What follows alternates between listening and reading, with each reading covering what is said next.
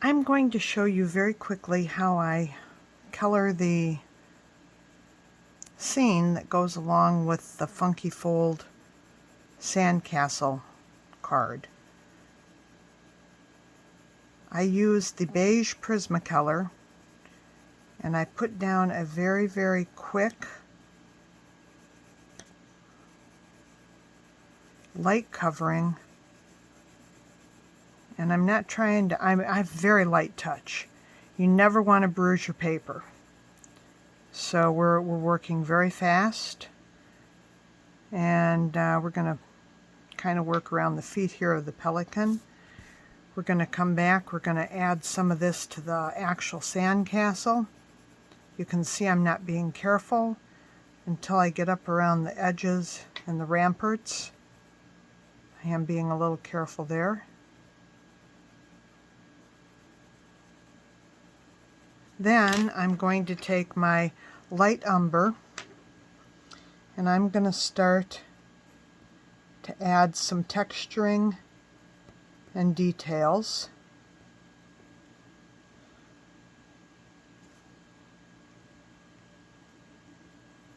You want different values, and it's amazing how even going over your black stamped lines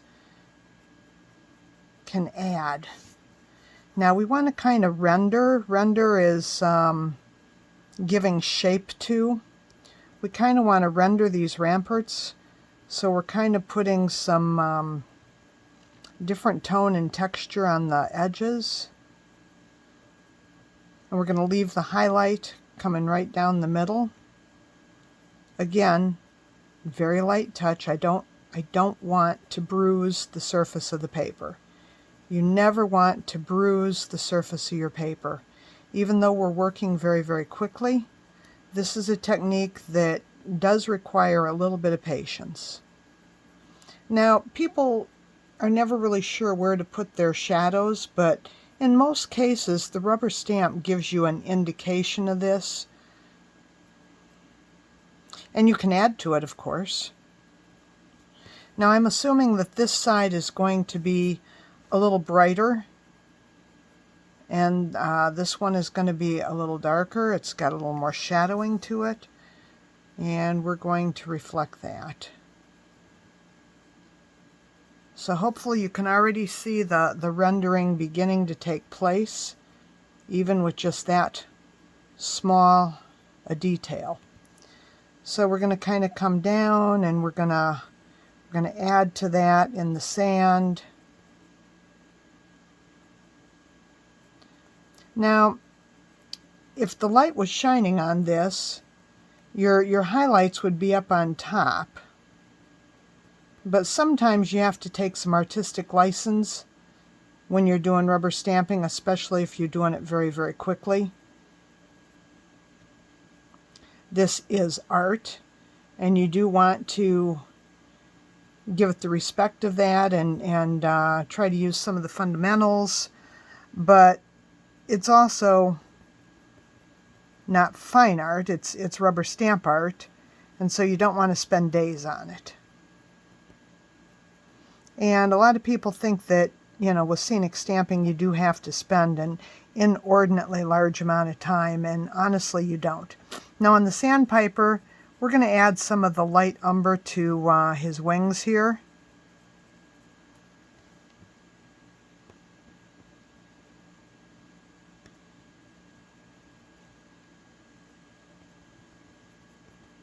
I do a lot of dots and light lines. And you're not trying to color it solid. You know, back in the kindergarten days where we all colored in color books, we all wanted to color everything nice and dark and solid.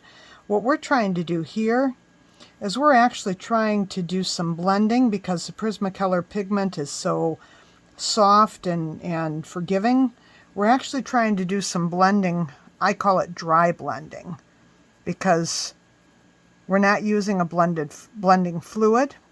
If you want to use a blending fluid, Gamsol works nicely.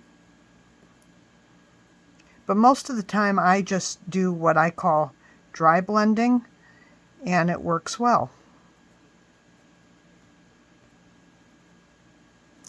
And if I was trying to do a really, really nice scene, I would spend a little more time on it than this. But one of the reasons a lot of times color pencil looks kind of anemic is people leave too much of the white paper showing. So now we're going to go back and we're going to put another layer of the beige down. And we're going to boost the opacity and boost the richness of the color.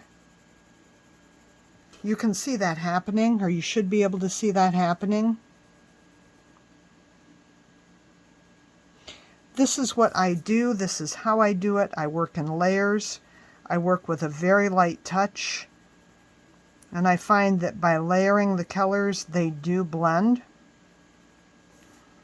Look at the difference between the opacity and the richness of this and this. So we're going to very, very quickly put another layer up here.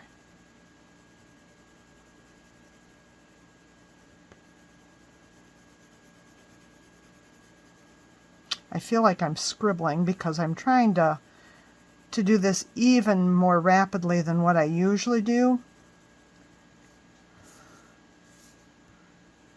And you'll also see with almost every technique I do, I turn my paper a lot. You want to keep your coloring device, whether it's a pencil or a paintbrush or a stylus, you want to keep it in a comfortable position. And the easiest way to do that is to stay comfortable and just turn your paper.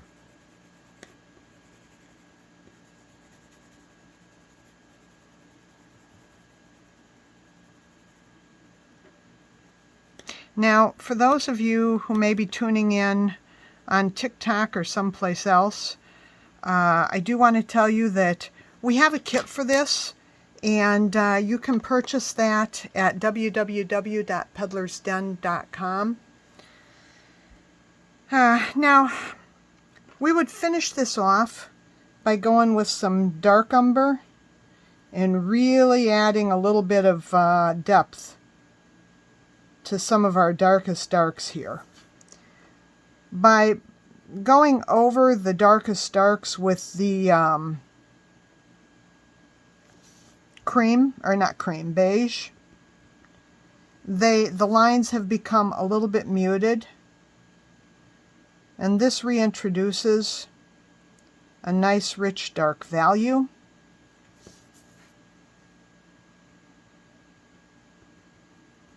And you can do as much or as little with this as you like. I'm actually going to put a little bit right here to extend this shadow just a little bit, and hopefully to accentuate some of the rendering.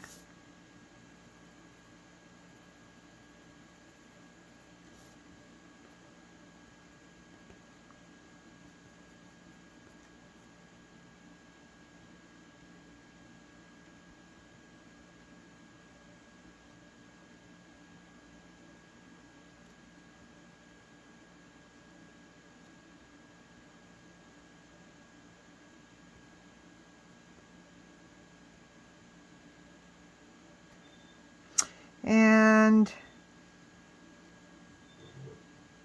you can really play with this and keep going. I'm going to take a little bit of my yellow ochre, and I don't know for sure if a pelican has a yellow beak or not, but I'm going to add a little bit of yellow to the beak and to the feet here. If they don't normally have that, we'll call it artistic license. I'm going to take a little bit of black here and go over the shadows there. I'm going to take my 20% French gray, and I'm going to work on the belly here of the sandpiper.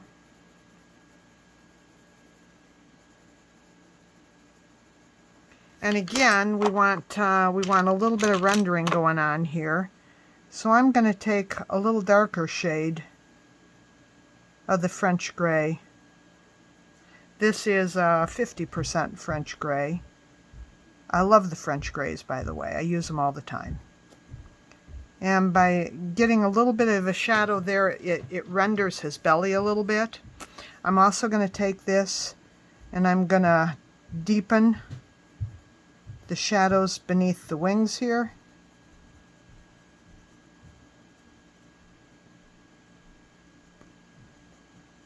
You can see how that's starting to really make them pop.